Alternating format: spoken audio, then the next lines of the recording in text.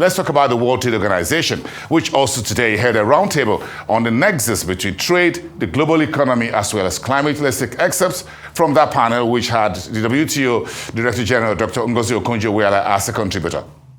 We've got the tensions that we see between the U.S. and China, between Russia, Ukraine, the war in Ukraine. We have other tensions between different world power centers, even tensions between developing and developed countries, South and North, to some extent.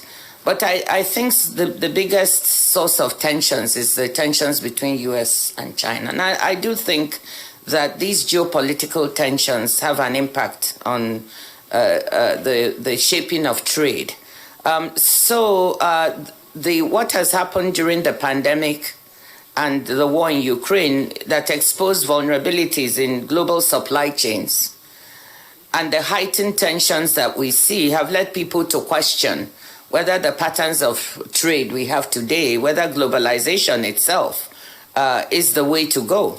And the tensions are leading to a conscious effort to reshore, to friendshore, to change the way that supply chains are currently configured. As of now, the figures on trade do not yet show evidence of the geopolitical tensions having great impact. We still have a tremendous amount of trade between the US and China, over 690 billion. Figures released by the Commerce Department for last year. Between EU and China, over 800 billion. Total world trade at 31 trillion. So we don't yet see the impact. However, this trade is based on past investment patterns. And what may happen is that with these tensions, we may see a shift in investment patterns, shifting investment in certain sectors like technology, high technology end products, semiconductors, and so on. And that may change the way that trade in certain sectors is configured. Rare earths and minerals, semiconductors, other types of products. So that's one thing we need to watch out for.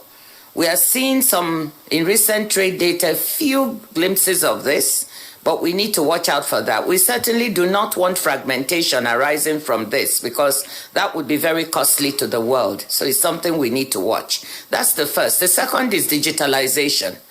I think that digital trade is the future.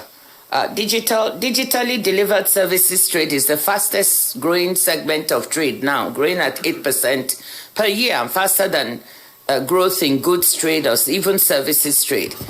I think we are going to see continued growth in this sector. It's worth about 4 trillion now out of 31 trillion in total trade. That's one thing shaping, and we should support and back that because it does help MSMEs and women. I think the third thing very, very quickly is climate change.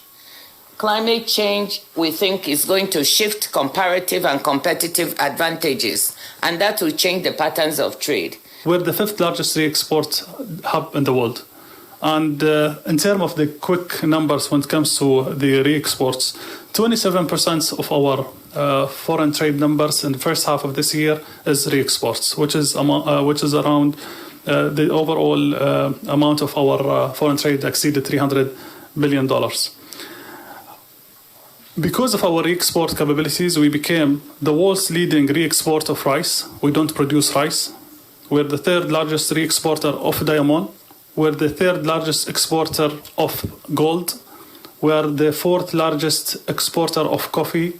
And our tea goes and reach 154 nations around the world, and we don't produce tea whatsoever. And shows how critical the global trade hubs in the UAE and how we are becoming a real player on that. Let me switch quickly on how we're becoming and how we're seeing the worlds and how we're going to move forward when it comes to trade hub.